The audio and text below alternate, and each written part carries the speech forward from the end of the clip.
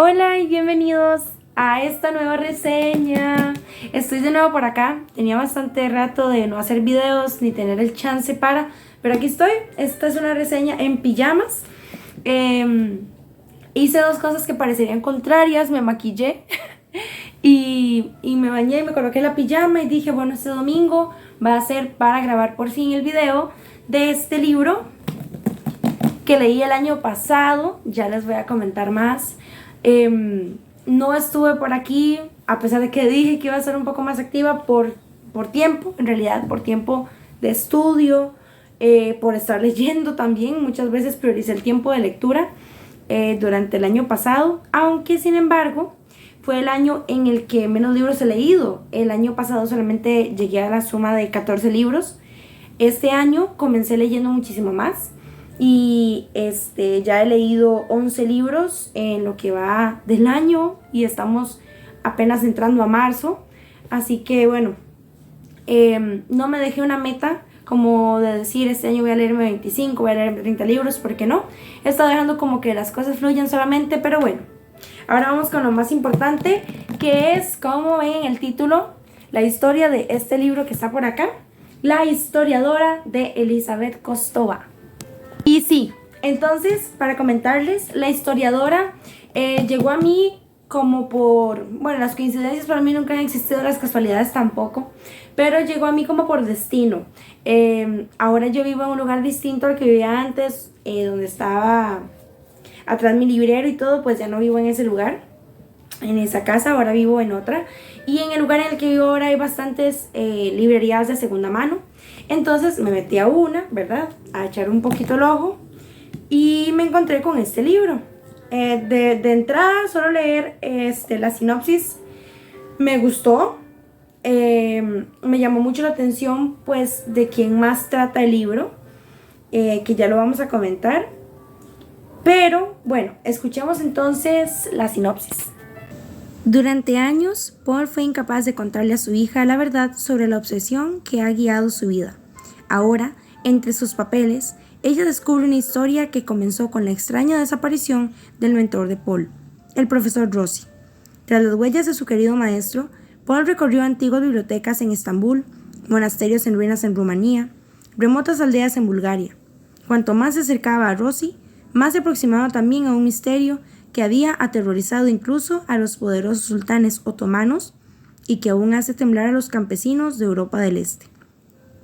Un misterio que ha dejado un rastro sangriento en manuscritos, viejos libros y canciones susurradas al oído. Para Paul y su hija, llegar al final de la búsqueda puede significar un destino mucho peor que la muerte, porque a cada paso que dan, se convencen más de que él les está esperando, y en sus corazones retoma una pregunta angustiosa. ¿Es posible que la tumba de Vlad, el empalador, esconda algo más que el cuerpo de un asesino legendario? Bueno, como pudieron escuchar, el libro inicia lento en realidad. Creo que no soy la única persona que ha pensado eso, porque he leído reseñas de otras personas y sí dicen que comienza un poco lento. En realidad sí, está lleno de suspenso, hay bastante suspenso alrededor de la historia. Paul es un hombre que no es transparente para nada con su hija, por el hecho de que quiere protegerla, pues de lo que significa toda la investigación en la que se está embarcando.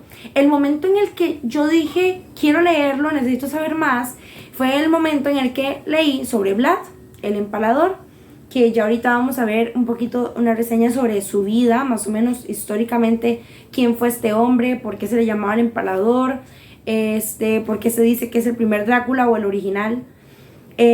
Pero sí, el inicio es un poco lento, ya luego hay momentos en los que da giros súper grandes.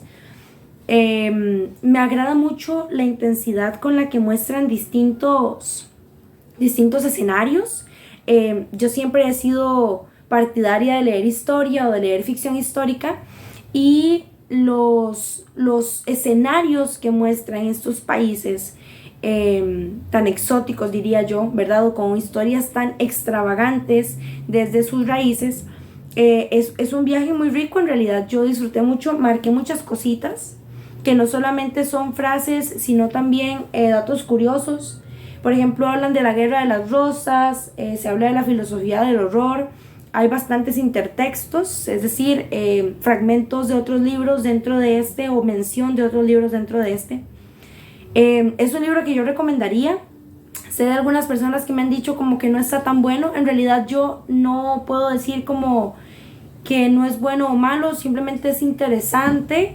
Tal vez no es un gran libro, ¿verdad? No me marcó tanto, pero sí me gustó mucho.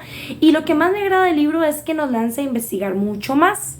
Creo que eso es como lo más atractivo de la investigación que yo hice luego fue un poco grande con respecto a las raíces rumanas, a la historia de la dinastía, de la familia de este hombre, lo de la Orden del Dragón, acerca de Vlad Tepes o Vlad Tepes o Tips, no sé realmente cómo se pronunciará, porque hay distintas, hay muchas personas que lo pronuncian distinto, pero sí. Entonces, para comprender mejor esto, vamos a imaginarnos que Paul es el entonces mentor de un hombre llamado Rossi, ¿verdad? Entonces, este hombre viene o está maldito por cierto legado o cierta maldición, ¿verdad? Que va más allá de la vida. Por eso dicen incluso como que el destino que podría depararles es peor que la muerte. Y en sí, termina como dándole por herencia, ya luego vamos a ver por qué,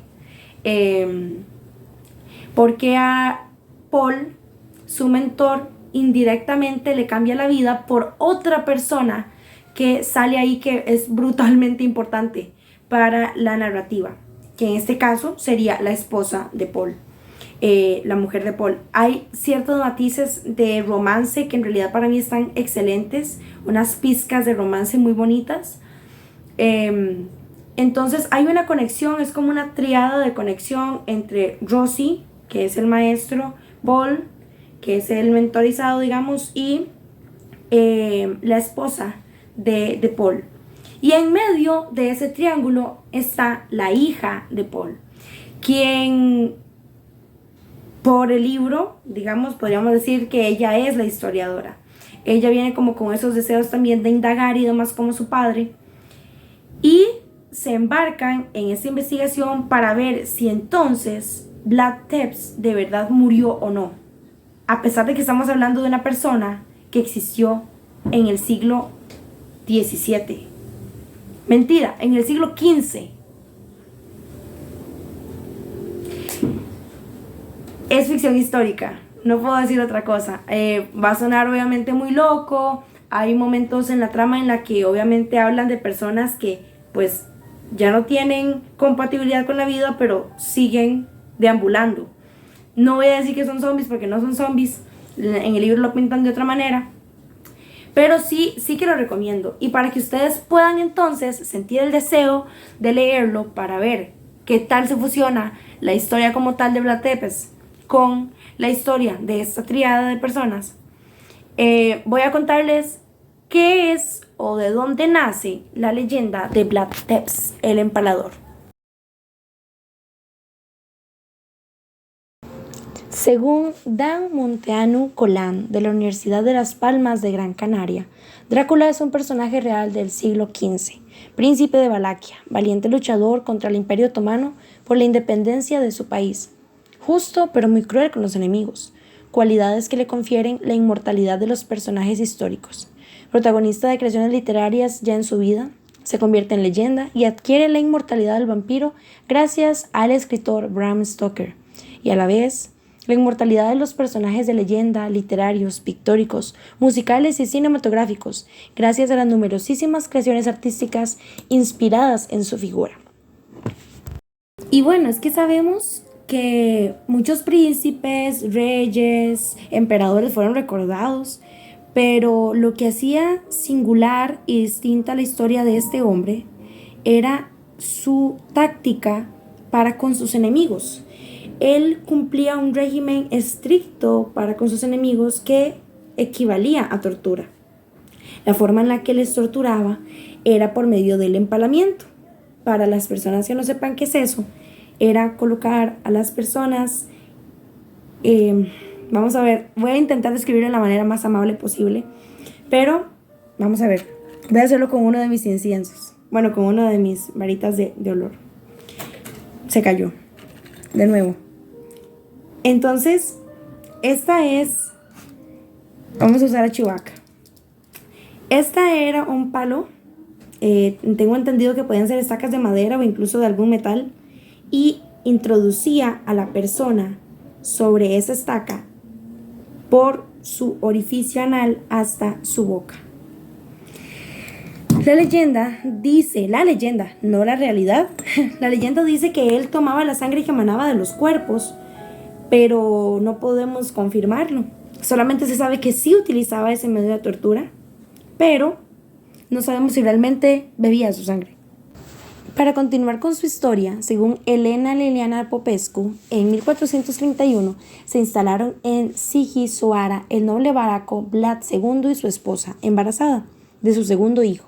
Ese mismo año, Vlad juraba los votos de la Orden del Dragón y se le empezaba a conocer como Vlad Dracul, Vlad el Dragón, motivo por el que su nuevo retoño sería apodado Drácula o Vlad Draculea, hijo del dragón.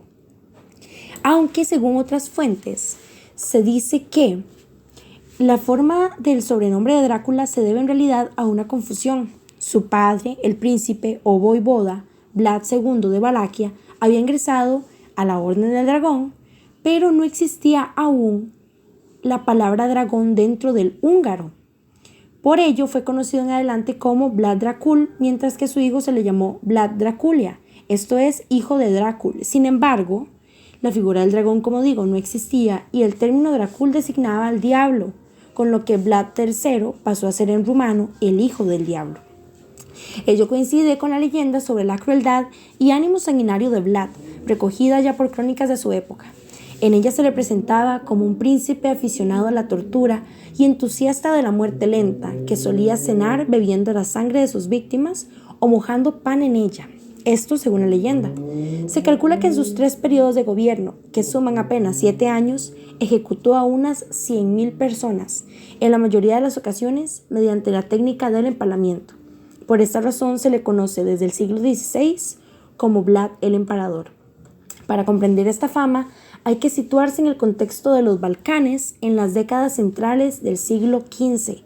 En aquel entonces, el Imperio Otomano se hallaba en plena fase de expansión por el suroeste de Europa. Grecia quedó sometida desde la década de 1360, Serbia desde 1389 y Bulgaria en 1396. Frente a los otomanos se encontraban el Reino de Hungría y los principados en los que entonces se dividía la actual Rumanía, Valaquia y Moldavia, junto a Transilvania, territorio autónomo perteneciente a Hungría. Las guerras de frontera se convirtieron en una constante, guerras de extraordinaria violencia en las que las ejecuciones y represalias masivas estaban a la orden del día. Vlad de Valaquia fue un producto de este ambiente y su vida fue una lucha constante por la supervivencia y por el poder. Y es que realmente así es como se le pinta en el libro también, debido a que tiene bases históricas dentro de Rumanía, expresamente dentro de Valaquia. El libro busca que en esencia la idea ficticia sea que este ser no permaneció en su tumba, algo pasó, al parecer murió porque le cercenaron la cabeza del cuerpo, es decir, lo decapitaron, pero hay todo un desorden porque al parecer su cabeza está en un lado pero su cuerpo está en otro, pero al parecer nunca lo encuentran. Pareciera ser un complot de él mismo en vida para hacer creer que había muerto y en realidad no. Más o menos por ahí también entra el libro, ¿verdad? Entonces se vuelve toda una aventura de saber si en serio murió, cuándo murió, dónde está el cuerpo, entonces dónde está la cabeza, si aún hay seguidores de su proceso tan extraño, es decir, que admiraran lo malo que él fue en vida, ¿verdad? O la creencia también de que existan vampiros como tal, ¿verdad? Ya que la leyenda dice lo del consumo de sangre, ¿verdad? Y también se le da esta parte súper famosa por la novela Drácula. Entonces, por ahí va la cosa. Pero en realidad así lo pinta el libro, de hecho al punto en el que se habla sobre la inmortalidad de su ser. Se presenta un escenario bastante oscuro en el que su propia maldad le da un cierto poder de inmortalidad. Pero sí, está muy bueno. Y bueno, para nadie es un secreto que aunque no haya alcanzado la inmortalidad en la vida real, al menos en la literatura y en el cine sí lo ha hecho. Encontramos Transilvania, Colmillos Salidos y demás en las festividades de Halloween, en las películas que nos han enseñado que son de terror, incluso hasta de comedia, en la literatura, obras de teatro y en muchas obras artísticas, aunque el libro nos genera una gran reflexión acerca de los hechos más terribles de la historia. La vida es mejor, más sana, cuando no meditamos de manera innecesaria en horrores. La historia de la humanidad está plagada de maldades y tal vez deberíamos pensar en ellas con lágrimas, no con fascinación. Elizabeth Kostova.